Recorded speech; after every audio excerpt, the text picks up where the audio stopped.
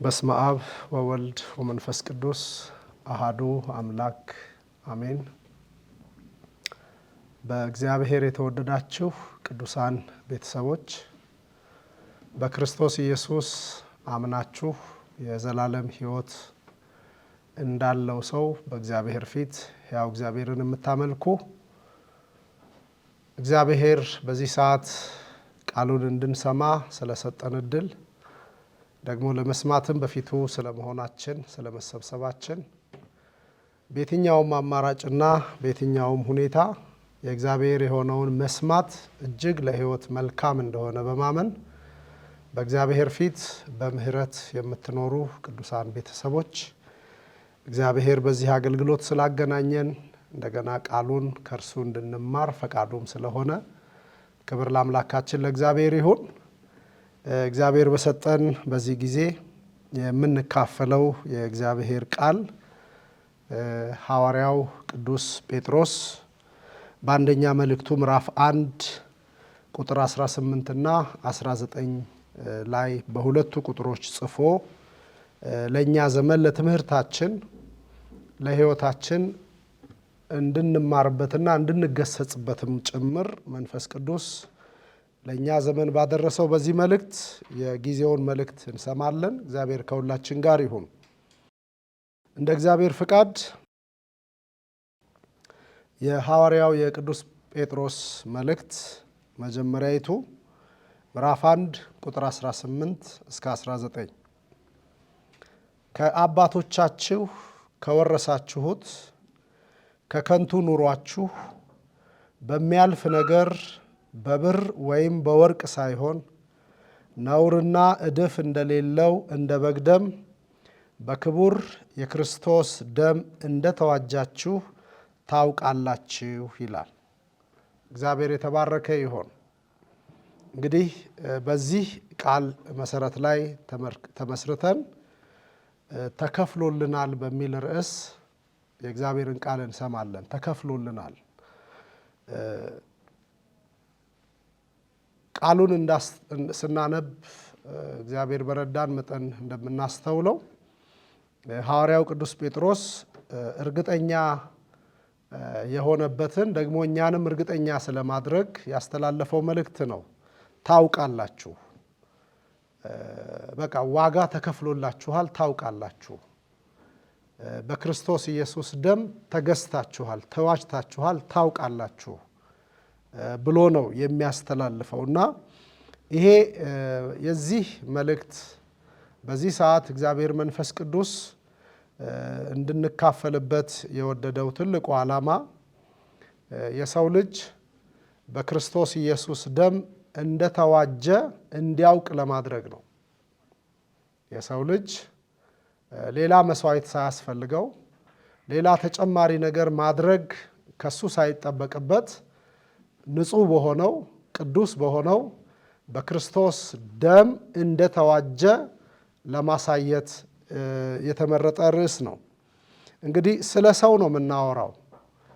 ስለ ሰው ነው የምናወራው ማለት በእግዚአብሔርና በሰው መካከል ስለነበረው ህብረት ደግሞ ያንን ህብረት ስላበላሸው ጉዳይ እግዚአብሔር የተበላሸውን ያን ከሰው ጋር የነበረውን ህብረት ለማደስ የሄደበትን ርቀትና የከፈለውን ዋጋ መጽሐፍ ቅዱስ የዘገበልን ነው ቅዱስ ጴጥሮስ እየነገረን ያለውና ይሄንን ማወቅ ለሰው ትልቅ ትርፍ አለው።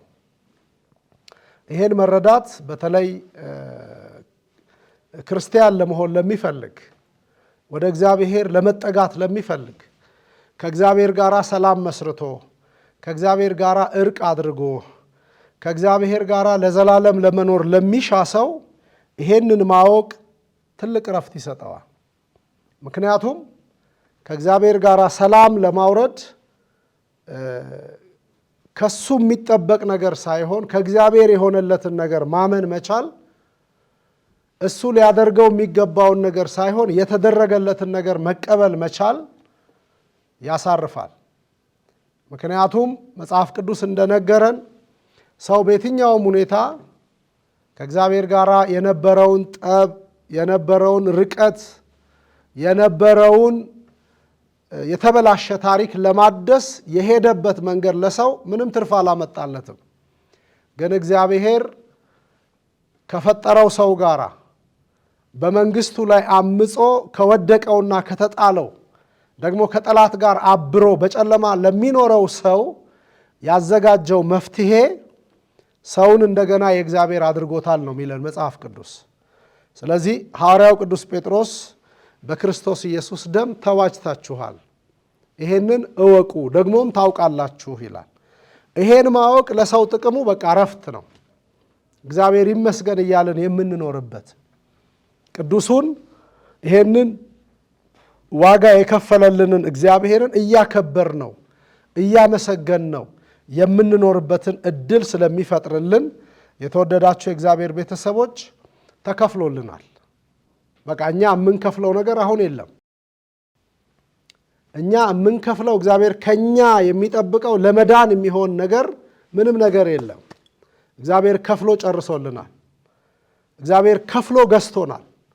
እግዚአብሔር ከፍሎ እንደገና የራሱ አድርጎናል። ዋጅቶናል። እግዚአብሔር ከጠላት እጅ በክርስቶስ ኢየሱስ ንጹሕ ደም እግዚአብሔር ዋጋ ተምኖ ከፍሎ እንደገና የራሱ እንድንሆን እድል ሰጥቶናል። አሁን የኛ ድርሻ አሜን ማለት ብቻ ነው። በቃ አንተ ያልከው ልክ ነው፣ የሄድክበት እኔን ለማዳን እኔን እንደገና ያንተ ሰው ለማድረግ ወደ ሕይወቴ የመጣህበት መንገድ ትክክል ነው ብሎ ከእግዚአብሔር ጋር በመስማማት ለመኖር ማሰብ እንጂ አይ እግዚአብሔር በከፈለው ላይ ደግሞ እኔም ማዋጣት አለብኝ፣ እኔም ትንሽዬ ነገር ማከል አለብኝ፣ እኔም ደግሞ የሆነች ነገር ዱብ ዱብ ማለት አለብኝ ካልን ትልቁን የእግዚአብሔርን ጸጋ እናጣዋለን። እግዚአብሔር ከዚህ ይጠብቀን። ለማንኛውም ሐዋርያው ቅዱስ ጴጥሮስ እንደተዋጃችሁ ታውቃላችሁ፣ በቃ ዋጋ ተከፍሎባችኋል፣ ተገዝታችኋል፣ ተከፍሎላችኋል እያለን ነው። ምንድነው የተከፈለልን የሚለውን ነገር ቃሉን ስናነብ አስተውለነዋል። ደም ነው የተከፈለልን። የሆነ ሆኖ ግን እግዚአብሔር ለምን ይሄንን አደረገ? ይሄ ሂደትስ ይሄ የእግዚአብሔር የተመነው ዋጋ በሰው ልጆች ሕይወት ውስጥ ምን አመጣ የሚለውን ነገር እንደ እግዚአብሔር ቃል እናያለን። እግዚአብሔር ከሁላችን ጋር ይሁን። ለማንኛውም ሐዋርያው ቅዱስ ጴጥሮስ ይሄን መልእክት የጻፈው ተበትነው ላሉ በክርስቶስ ኢየሱስ ላመኑ በተለያየ ሁኔታ ውስጥ ለሚኖሩ ሰዎች ከይሁዲነት ወይም ከአይሁድነት የመጡ የአብርሃም ወገን ለሆኑ ደግሞ በክርስቶስ ኢየሱስ የማመን እድል ላገኙ ሰዎች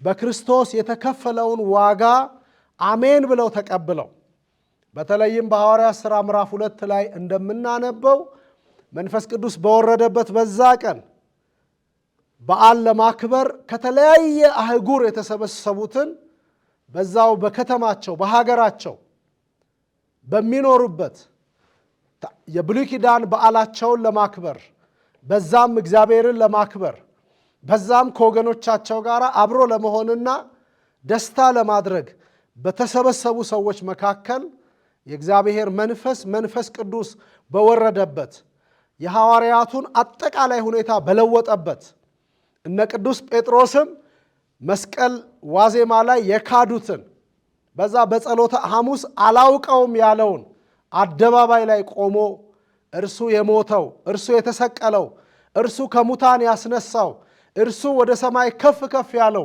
የእግዚአብሔር ልጅ ነው ብሎ በመሰከረው ምስክርነት ያመኑ በዕለቱ ከ3000 ያላነሱ ነፍሳት ወደ ቤተ ክርስቲያን ተጨምረዋል ይላል። ከነዚህ መካከል ላሉ ወገኖቹ የጻፈው መልእክት ነው ቅዱስ ጴጥሮስ።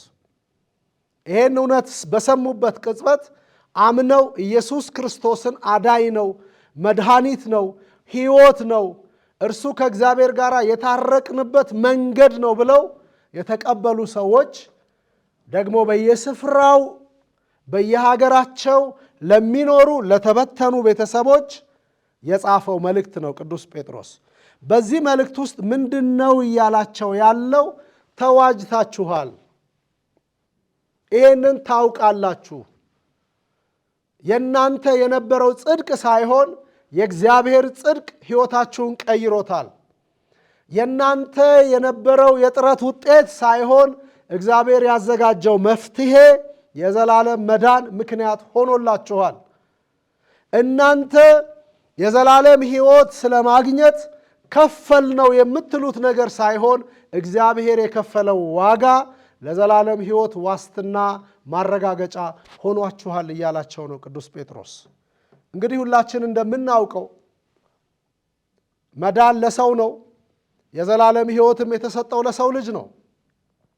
እግዚአብሔር የሰውን ውድቀት የማይፈልግ አምላክ ስለሆነ በኦሪት ዘፍጥረት ምዕራፍ 3 ከቁጥር 1 እስከ 7 ባለው ክፍል ውስጥ ከእግዚአብሔር ጋር ይኖር የነበረ ሰው፣ በክብር ይኖር የነበረ ሰው፣ በስልጣን ይኖር የነበረ ሰው፣ በገዢነት አቅም በእግዚአብሔር ገነት ውስጥ ይኖር የነበረ የሰው ልጅ በጠላት ምክር እንደተታለለ፣ እንደወደቀ፣ ክብሩን እንዳጣ፣ ራቁቱን እንደሆነ፣ ከምንም በላይ እግዚአብሔር የሚባል አምላክ እንዳጣ መጽሐፉ ይነግረናል።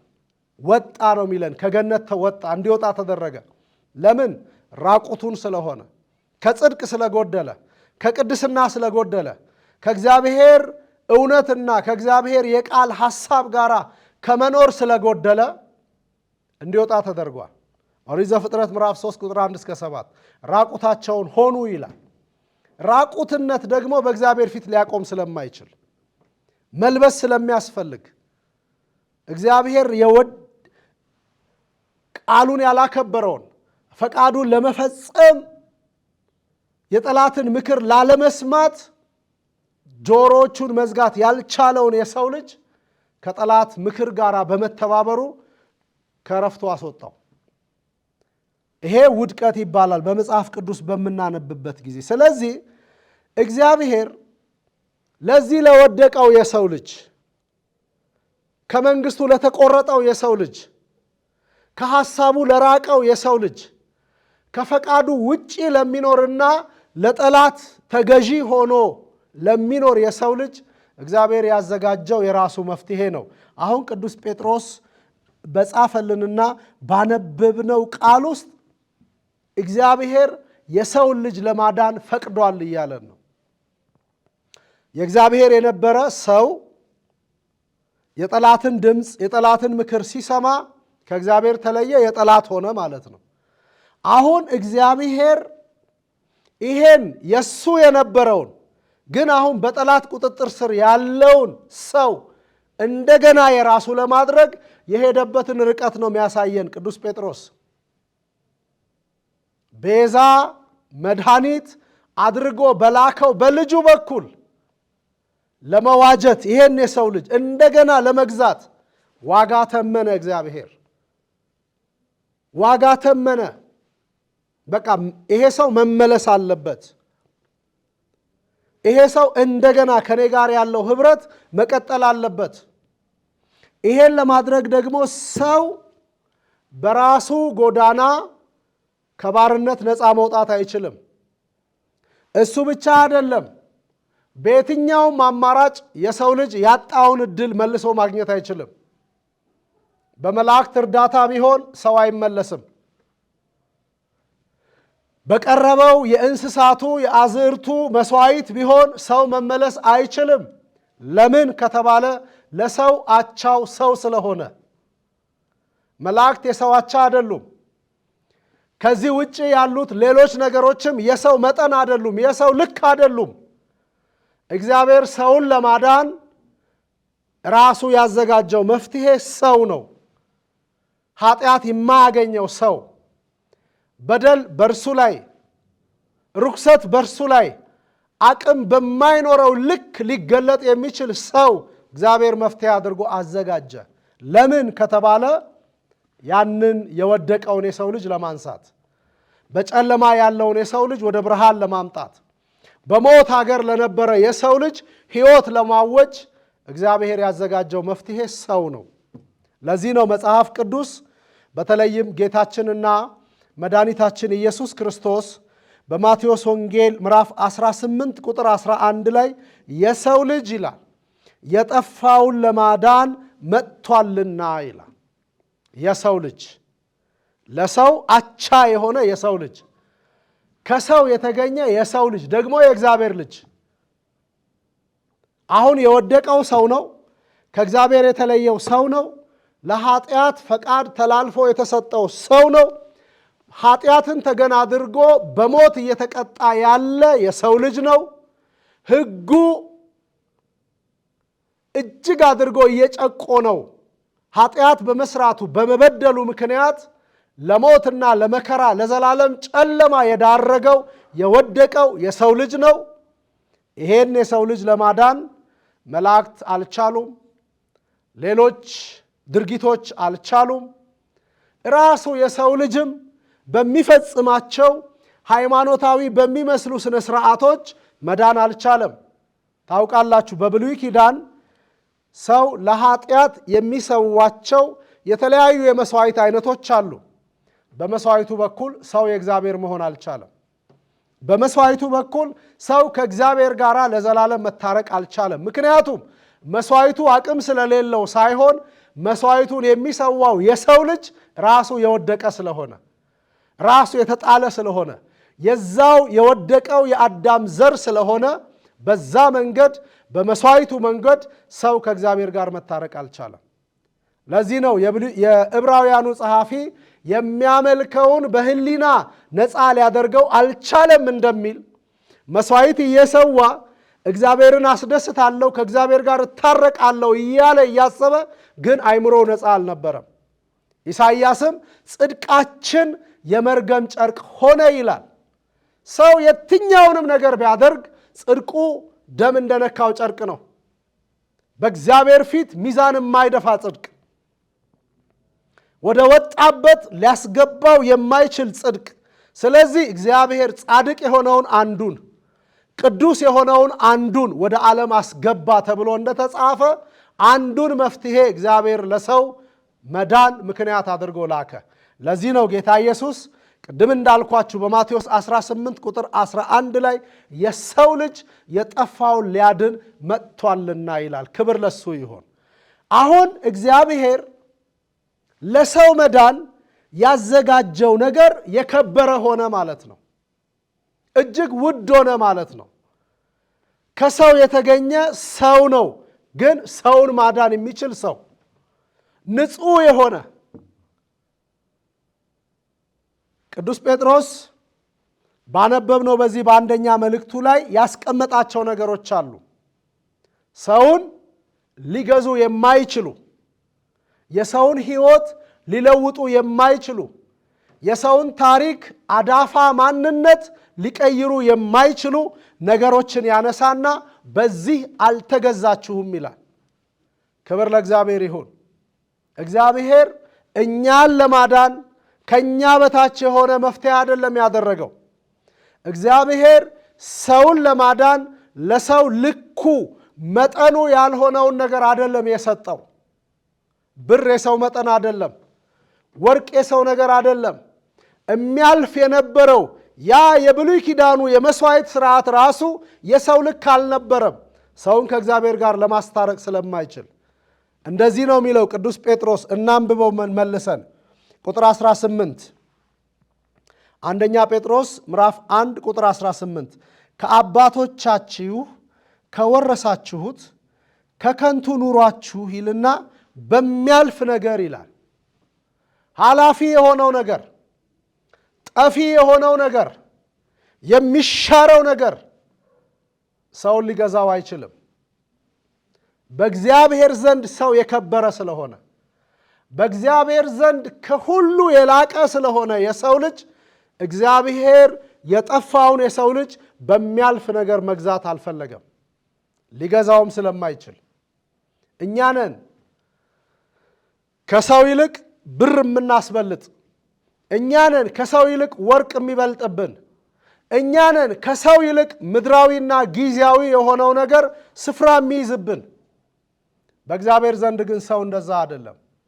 ወገኖቼ የእግዚአብሔር ነገር ሲገባን ወደ ቃሉ ልባችንን መመለስ ስንጀምር እግዚአብሔር ለእኛ ያለው ነገር ይገባናል። ክብር ለሱ ይሁን። አንዳንድ ጊዜ እንኳን ሌላው ራሳችን እንኳን ለማንነታችን የምንሰጠው ስፍራ እጅግ የወረደ ነው። እግዚአብሔር ግን ለሰው ሁል ጊዜ ከፍ ያለ ነገር አለው። ይሄንን እግዚአብሔር የወደቀውን የሰው ልጅ ለማዳን የሚያልፍ ነገር ዋጋ አድርጎ አላቀረበም። ወገኖቼ እናስተውል። ከሰው ገንዘብ የሚበልጥብን ሰዎች፣ ከሰው ወርቅ የሚበልጥብን ሰዎች፣ ከሰው ብር የምናልቅ ሰዎች እግዚአብሔር ለሰው ያለውን ቦታ እንድንረዳ መጽሐፍ ቅዱስ ይነግረናል። እነዚህ የሚያልፉ ነገሮች ናቸው። በሚያልፍ ነገር ደግሞ የሰው ሕይወት አይሰራም። በሚያልፍ ነገር የሰው ሕይወት አይለወጥም። በሚያልፍ ነገር የሰው ሕይወት አይቀየርም። በጣም ያሳዝናል። ለብር ብለው የሰው ሕይወት የሚያጠፉ ሰዎች አሉ። ለወርቅ ብለው ለመዝረፍ ብለው የሰውን ክቡር ሕይወት ወደ አለመኖር የሚያሻግሩ ሰዎች አሉ። ወርቅ ያልቃል፣ ገንዘብም ይጠፋል። የእግዚአብሔር መሆን ግን ለዘላለም ያኖራል ወገኖቼ። ስለዚህ የዘላለም መዳን ያገኘ ነው። ከእግዚአብሔር ቃል ጋር እርቅ የመሰረት ነው። ዋጋችን የሆነልን የተተመነልን ተከፍሎልን ነፃ ወጣን የምንለው ኃላፊው የሆነው ነገር አይደለም። ጠፊ የሆነው ነገር አይደለም። ወርቅ፣ ገንዘብ፣ ብር በምድር ያለው የትኛውም ቁስ የሰው መገልገያ ነው። ሰው እንዲጠቀምበት እንዲገለገልበት ተሰጥቶታል። የሰውን ሕይወት ግን መግዛት አይችልም። የሰውን ሕይወት መግዛት የቻለ አንድ ብቻ፣ የሰውን ሕይወት ለዘላለም የእግዚአብሔር ማድረግ የቻለ አንድ እውነት ብቻ፣ እሱም የኢየሱስ ደም። ክብር ለእግዚአብሔር ይሁን። መጽሐፉ ነገረን። በሚያልፍ ነገር አለና በብር አለ። በብር አልተገዛንም። ብር ሕይወታችንን አይለውጠው። ብር ታሪካችንን አያድሰው። ብር ከእግዚአብሔር ጋር የነበረንን የጥበብ ግድግዳ ሊያፈርሰው አይቻልም፣ አይችልም። ዛሬም ቢሆን በቤተ ክርስቲያን ውስጥ እንኳን ሆነን ለብር የተሳሳተ ለገንዘብ የተሳሳተ ነገር ያለን ሰዎች እንኖር ይሆናል። ወገኖቼ የትኛውም ገንዘባችን ወደ እግዚአብሔር አያቀርበንም። በገንዘባችን አገልግሎት እናገለግልበት ይሆናል፣ ሰዎች እንጠቅምበት ይሆናል፣ የእግዚአብሔርን አንዳንድ ስራዎች እናከናውንበት ይሆናል እንጂ ገንዘብ ስላለን የእግዚአብሔር አንሆንም። ወርቅና ብር ስላለን በእግዚአብሔር ፊት የተለየ ስፍራ አለን ማለት አይደለም። ይሄን ልናስተውል ይገባል። የሆነ ሆኖ እግዚአብሔር በሚያልፍ ነገር በብር እኛን አልገዛንም። ይቀጥልና በወርቅ ይላል። ወርቅ እጅግ የከበረ ነገር ነው። ዋጋው እጅግ ውድ የሆነ ነገር ነው። ከምድር የምናገኘው በገንዘብ የምንገዛው ለየትኛውም አገልግሎት ልንጠቀምበት የምንችለው ቁስ ነው ወርቅ። እግዚአብሔር የእኛን ሕይወት ለማዳን ወርቅን ዋጋ አድርጎ አላቀረበም። የሚያልፈውን ነገር በገንዘብ ልንገዛው የምንችለውን ነገር እግዚአብሔር የኛ የሕይወት መለወጫ መግዣ አድርጎ አላቀረበውም። እግዚአብሔር ያቀረበው የከበረውን ነገር ነው። ቅድም እንዳልኳችሁ ለሰው አቻና ተለዋጭ ምትክ መሆን የሚችለው ልጁን ነው ያቀረበው። ምክንያቱም በእግዚአብሔር ዘንድ ሰው የከበረ ስፍራ ስላለው። ይቀጥልና መጽሐፉ በእነዚህ ነገር አልተገዛችሁም ካለ በኋላ ነውርና እድፍ እንደሌለው እንደ በግ ደም ይላል። የበግ ደም ወይም የእንስሳ መስዋዕት በብሉይ ኪዳን የራሱ የሆነ ስፍራ ነበረው። በኦሪት ዘሌዋውያን ምዕራፍ 22 ቁጥር 19 ላይ በምናነብበት ጊዜ በብሉይ ኪዳኑ የነበረው ሕዝብ ያ የእግዚአብሔር ሕዝብ ያ የእግዚአብሔር ወገን ያ ከእግዚአብሔር ጋር በአምልኮ ኅብረት ያደርግ የነበረ የአብርሃም ዘር በየዕለት ተዕለት በሚኖርበት የኑሮ ሂደት ውስጥ ኃጢአት ይሰራል፣ ይበድላል፣ እግዚአብሔርን ያሳዝናል። ለዚህ በደሉ ማስተሰሪያ ለዚህ ኃጢአቱ ይቅርታ ማግኛ ይሆን ዘንድ ከእንስሳ ደም ያቀርባል። ሊቀ ካህናት በዓመት አንድ ጊዜ ወደ ቅድስተ ቅዱሳን ገብቶ ከእንስሳ ያገኘውን ደም በመርጨት የሕዝብን ኃጢአት ያስተሰርያል ይለናል መጽሐፍ። ግን ያ ደም ከእንስሳ የሚገኘው ደም እንስሳው ንጹሕ መሆን አለበት ይለናል። ኦሪት ዘሌዋውያን ምዕራፍ 22 ቁጥር 19 ላይ እንዲህ የሚል ቃል ተጽፎ እናገኛለን። ይሰምርላችሁ ዘንድ ከበሬ ወይም ከበግ ወይም ከፍየል ነውር የሌለበትን አቅርቡ ይላል። የሚፈለገው ደሙ ነው። ደሙ የሚገኘው ደግሞ እንስሳው ሕይወት ውስጥ ነው።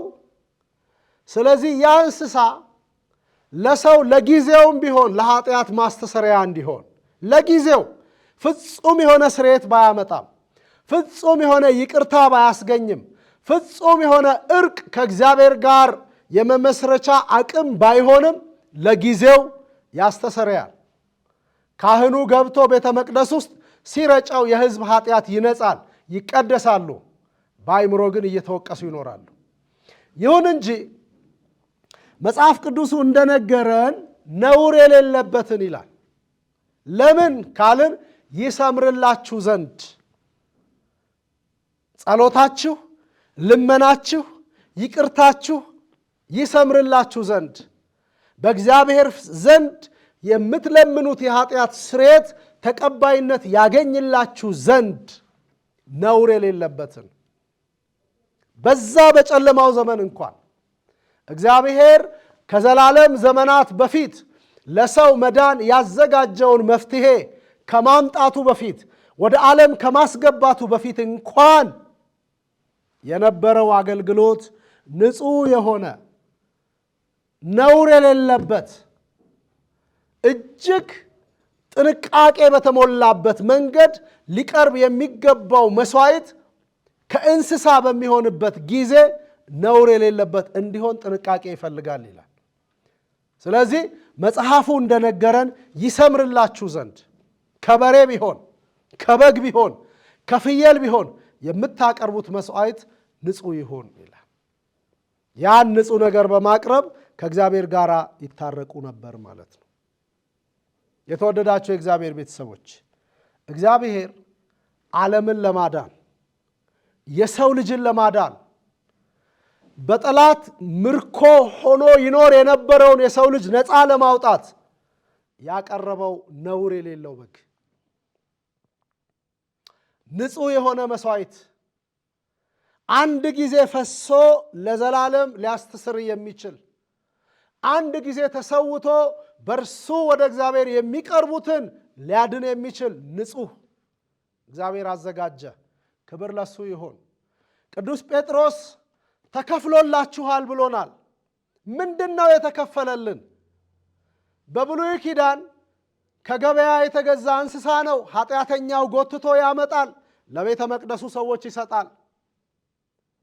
የዛ ሰው ኃጢአት ወደ መጣው እንስሳ ይተላለፋል። በካህኑ አማካኝነት ይሰዋል። ደሙ መቅደስ ውስጥ ይረጫል። ሰውየው ንጹሕ ነው ተብሎ ይሰናበታል። በማግስቱ ሌላ ኃጢአት ውስጥ ይነከራል። እንደገና ሌላ በግ ያመጣል። ወገኖቼ ያ በድግግሞሽ የሚሆነው ያ በምልልስ የሚደረገው ነገር ሰውን ንጹሕ ሊያደርገው፣ ሰውን ቅዱስ ሊያደርገው፣ ሰውን በእግዚአብሔር ፊት ሊያቆመው፣ ሞገስ ሊሰጠው አልቻለም። እግዚአብሔር ስላዘጋጀው ንጹሕ በግ ቅዱስ ጴጥሮስ ይነግረናል። ተገዝታችኋል ሲለን በምን ተገዝታችኋል ሲለን ማን ባቀረበው? ተገዝታችኋል ሲለን የኛ አስተዋጽኦ የሌለበትን ያሳየናል። እግዚአብሔር መዳናችንን ስለሚፈልግ፣ እግዚአብሔር ከጠላት ነፃ እንድንወጣለት ስለሚፈልግ፣ እግዚአብሔር መልሶ የራሱ ሊያደርገን ስለወደደ ቅዱስ ጴጥሮስ ቅድም ባነበብንበት ክፍል ዝቅ ብለን ስናነብ ቁጥር 20 ላይ አንደኛ ጴጥሮስ ምዕራፍ 1 ቁጥር 20 ላይ እንዲህ የሚል ቃል ሲናገር እንሰማዋለን። ዓለም ሳይፈጠር እንኳ አስቀድሞ ታወቀ ይላል። እግዚአብሔር ያዘጋጀው መፍትሄ ሰው ከወደቀ በኋላ አይደለም፣ ዓለም ከተገኘ በኋላ አይደለም። ዓለም ሳይፈጠር በፊት በእግዚአብሔር ልብ የነበረው የዘመኑ ፍጻሜ ሲደርስ የተገለጠው እግዚአብሔር ከሕግ በታች የሆነው ልጁን ሲልክ ያ የጠላት ባሪያ የነበረውን ልጅ አድርጎ ሊቀበል ሲወድ ተገለጠ እንጂ ይሄ ሐሳብ የዘላለም ሐሳቡ ነው። ስለዚህ ይሄ የቀረበው መስዋዕት በብሉይ ኪዳን እንደቀረበው ነውር የሌለበት ንጹሕ የሆነ ቅዱስ የሆነ መስዋዕት ተብሎ እንደተጻፈ ቅዱስ ጴጥሮስ ይነግረናል። በብርና በወርቅ ሳይሆን ነውርና እድፍ እንደሌለው እንደ በግ ደም ይላል። እንደዛኛው በግ ንጹሕ በግ ነውር የሌለበት በግ እንደዛ እግዚአብሔር ንጹሕ የሆነውን በግ ወደ ዓለም ላከ። ይሄንን ሲያስተዋውቀን ዮሐንስ በወንጌሉ ምዕራፍ 1 ቁጥር 29 ላይ የዓለምን ኃጢአት የሚያስወግድ የእግዚአብሔር በግ ይለዋል። በብሉይ ኪዳን በገንዘብ የሚገዛ በግ ነው ወደ ቤተ መቅደሱ የሚመጣው። በዚህኛው ዘመን ግን እግዚአብሔር ከሰማይ የላከው በግ ኃጢአትን ሊያስወግድ የሚችል በግ፣ ነውርን ሊያንከባልል የሚችል በግ፣ ሰንሰለትን ሊቆርጥ የሚችል በግ፣ እስራትን ሊፈታ የሚችል በግ፣ ሰዎችን ለዘላለም ከእግዚአብሔር ጋር ሊያስታርቅ የሚችል ንጹሕ በግ ጌታ ኢየሱስ፣ የዓለምን ኃጢአት የሚያስወግድ የእግዚአብሔር በግ። ምን ማለት ነው? ነውር የሌለበት በግ ተገኘ ማለት ነው። ቅዱስ የሆነ በግ ተገኘ ማለት ነው። ሰዎችን ለዘላለም ከእግዚአብሔር ጋር አስታርቆ ከኃጢአት ክስ ከዲያብሎስ ባርነት ነፃ ሊያወጣ የሚችል በግ ተገኘ ማለት ነው። ጌታ ኢየሱስ ንጹሕ መስዋዕት። ጴጥሮስ ወደ ነገረን ነገር እንምጣ። እንደ በግ ደም በክቡር የክርስቶስ ደም እንደተዋጃችሁ ታውቃላችሁ። በክቡር ንጹሕ በሆነው ቅዱስ በሆነው በኃጢአት የሚከሰስበት ማንነት በሌለው በክርስቶስ ታስታውሳላችሁ። ጌታ ኢየሱስ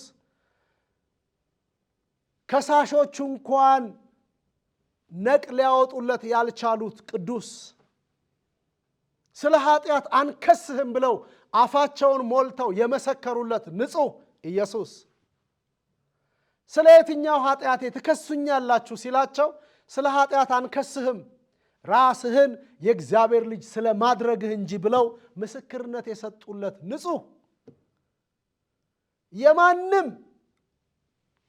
የምንም ክስ የሌለበት ንጹሕ ቅዱስ በግ።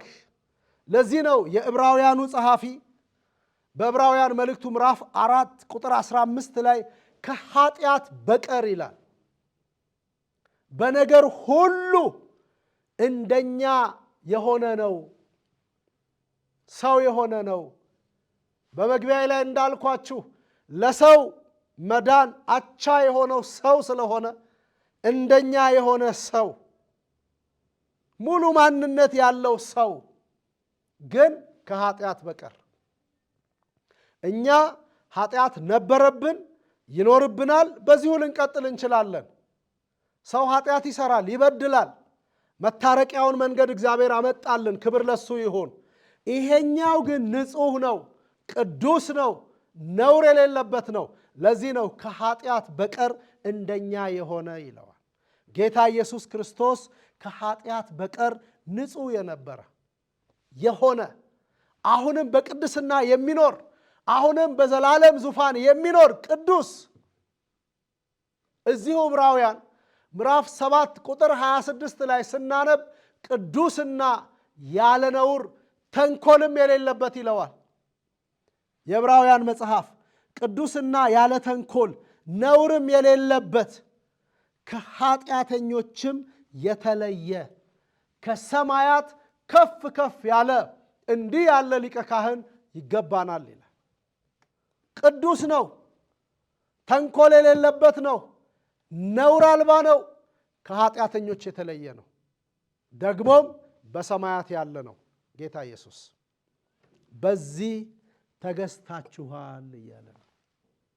ይሄ ቅዱስ ይሄ ንጹሕ አባቱን ደስ ያሰኘ የእግዚአብሔርን ፈቃድ የፈጸመ ለሞት የታዘዘ ለምን? የአባቱ ፈቃድ ይፈጸም ዘንድ። የአባቱ ፈቃድ ምን ነበረ? የሰው መዳን፣ ሰው ይድን ዘንድ የሚወድ እግዚአብሔር ለሰው መዳን ያዘጋጀው መድኃኒት፣ ለሰው ከባርነት ነፃ መውጣት ያዘጋጀው መስዋዕት ንጹሕ ቅዱስ በአንተ ደስ የሚለኝ ተብሎ የተመሰከረለት ነውር አልባ እንደ ሰው በምድር ሲኖር ያልበደለ ከኃጢአት ቅንጣት የማይገኝበት በዚህኛው ልክ አይደለም የማይባል ንጹሕ ጌታ ኢየሱስ ክርስቶስ። ስለዚህ በዚህ ነው የተገዛ ነው ወገኖች። ይሄን የምታምኑ ዋጋው ተከፍሎላችኋል። ጌታ ኢየሱስ ክርስቶስ ለኔ መዳን እግዚአብሔር የላከው መፍትሄ ነው የምትሉ ዋጋው ተከፍሎላችኋል፣ ተከፍሎልናል። ክብር ለእግዚአብሔር ይሁን። አሁን አንከራከርም። የእግዚአብሔር ለመሆን ግድ የለም እኔም ይጠበቅብኛል አንልም። የሆነ አገልግሎት ፈልገን የገባንበት ቦታ የምንፈልገውን ተጠቅመን ገንዘብ ልነከፍል ስናወጣ አስተናጋጁ ተከፍሎልሃል ካለን ማን ከፈለልኝ እንጂ ማለት የሚጠበቅብን ግድ የለም መክፈል አለብኝ ብለን አንከራከርም። ምክንያቱም የከፈለልንን ቢያንስ አመሰግናለሁ ለማለት ያህል ለመመለስም አንግደረደርም። በቃ ሊከፍልልን ስለወደደ ከፈለልን። ወገኖቼ አሁንም ግድ የለም እኔ ነኝ የምከፍለው ብለን ከመሟገት ይልቅ እኔም ማዋጣት አለብኝ ብለን ከመላላጥ ይልቅ የከፈለልንን እያመሰገንን በተከፈለልን እንድንኖር ያስፈልጋል። ለዚህ ነው መጽሐፍ ቅዱስ በተለይም ሐዋርያው ቅዱስ ጳውሎስ በአንደኛ ቆሮንቶስ መልእክቱ ምዕራፍ 6 ቁጥር 19 ላይ በዋጋ ተገዝታችኋል ይለናል። በምን ዋጋ? በደም። ይኸው ጴጥሮስ ነገረን። ንጹሕ በሆነው ነውር በሌለበት እንደ በግ ደም በክርስቶስ ኢየሱስ ደም ተዋጅታችኋል፣ በዋጋ ተገዝታችኋል። ወገኖቼ ለገዛን ክብር እየሰጠን ለገዛን ለእርሱ ያደረገን እርሱን እያከበርን መኖር እንጂ ለመክፈል ጥረት ማድረግ እግዚአብሔርን ማሳዘን ነው። የሀገራችን ብዙ ሕዝብ ዛሬም ስለ ዘላለም ሕይወት ሲያስብ በግል ስራው እንደሚጸድቅ ያስባል። በመጾሙ ምጽዋት በመስጠቱ የሆነ ተራራ በመውጣቱ የሆነ ሸለቆ በመግባቱ ያስባል። በዚህ የሚመጣ መዳን የለም። በዚህ ከእግዚአብሔር ጋር መታረቅ አይቻልም። መጽሐፍ ዘግቶታል።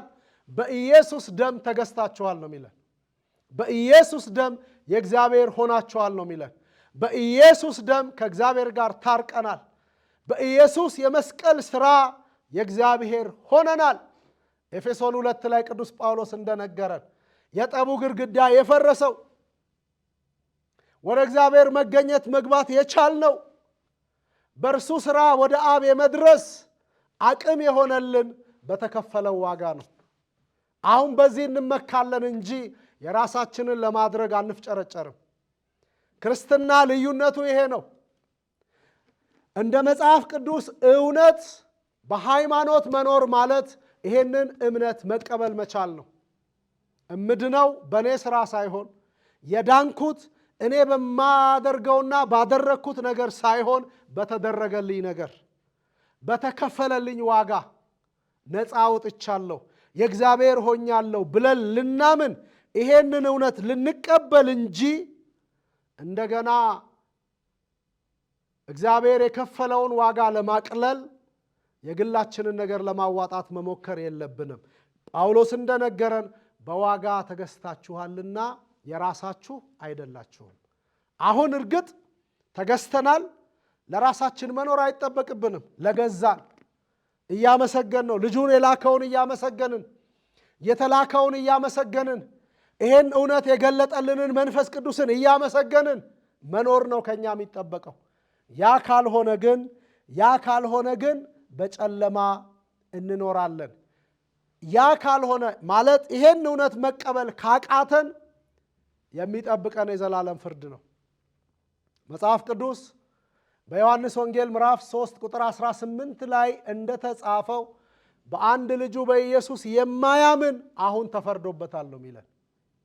ስለዚህ ከዚህ ያወጣን እግዚአብሔር፣ ከዚህ ያዳነን እግዚአብሔር፣ በልጁ ሞት ጽድቃችንን ያረጋገጠልን እግዚአብሔር፣ ዋጋ አድርጎ ገዝቶ እንደገና የራሱ ላደረገ ለእግዚአብሔር መኖር እንጂ አሁን እንደገና ለባርነት፣ እንደገና ለጨለማ፣ እንደገና ለሞት፣ እንደገና ለፍርድ ከዚህ እውነት ውጪ ለመኖር መሞከር ወገኖቼ ውጤቱ አስከፊ ነው የሚሆነው። ስለዚህ የተወደዳችሁ የእግዚአብሔር ቤተሰቦች በክርስቶስ ኢየሱስ በተከፈለው ዋጋ ተቀድሰናል። በተከፈለው ዋጋ ጸድቀናል። በተከፈለው ዋጋ የእግዚአብሔር ሆነናል። ይሄንን ቅዱስ ጳውሎስ በአንደኛ የቆሮንቶስ መልእክቱ ምዕራፍ 6 ቁጥር 11 ላይ እንዲህ ብሎ ያረጋግጥልናል። እንደነዚህ ነበራችሁ ይላል። የጠቀሳቸው ነገሮች አሉ። ከላይ ከቁጥር 11 በፊት እናንተም እንደዚህ ነበራችሁ ይልና አሁን ያለንበትን ነገር ግን ይነግረናል። ክብር ለእግዚአብሔር ይሁን። እንደነዚህ ነበራችሁ ካለ በኋላ ነገር ግን ይላል። እግዚአብሔር ይመስገን። ሁልጊዜ እንደምንለው ስለ ነገር ግን እግዚአብሔር ታሪካችንን ስለለወጠበት ጉዳይ፣ እግዚአብሔር ትላንታችንን ስላስረሳበት እውነት፣ እግዚአብሔር ትላንታችንን ከኛ አስወግዶ ዛሬ የምንለውን ከእርሱ ጋር የምንኖረውን ሕይወት ስለጀመርንበት ዋጋ እግዚአብሔር ስሙ የተባረከ ይሁን። ነገር ግን ይልና በጌታ በኢየሱስ ክርስቶስ ስም በአምላካችን መንፈስ ታጥባችኋል፣ ተቀድሳችኋል፣ ጸድቃችኋል ይለናል። ወገኖቼ ለመታጠባችን የተከፈለ ዋጋ አለ። ለመጽደቃችን የተከፈለ ዋጋ አለ። ለመቀደሳችን የተከፈለ ዋጋ አለ። ዋጋውም የልጁ የኢየሱስ ክርስቶስ ደም ነው። ይሄን ማመን ለሁላችን ይሁንልን። ይሄን ማመን ነው ነፃ የሚያወጣው። ይሄን ማመን ነው የእግዚአብሔር የሚያደርገው። ይሄንን ማመን ነው ለዘላለም ሕይወት ዋስትና የሚሆነው። የእግዚአብሔር ጸጋ ከሁላችን ጋር ይሁን።